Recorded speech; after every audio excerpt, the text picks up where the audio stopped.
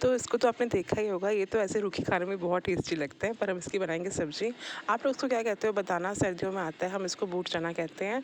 तो करना क्या है, सबसे पहले प्रेशर कुकर में आपको ऑयल डालना है, उसमें थोड़ी सी हींग डालनी है और फिर प्याज, लहसुन और हरी मिर्च डाल के खूब अच्छे से पका लेना है, ताकि जितना अच्छा कलर आएगा ना प्याज का, उतनी अच्छी पे ग्रेवी का कलर आएगा। फिर उसको टमाटर के साथ हम पीस लेंगे और फिर उसी प्रेशर कुकर में ऑयल डालेंगे और फिर हम ये ग्रेवी डाल देंगे, सारे सूखे मसाले डाल देंगे और उसको अच्छे से भून लेंगे।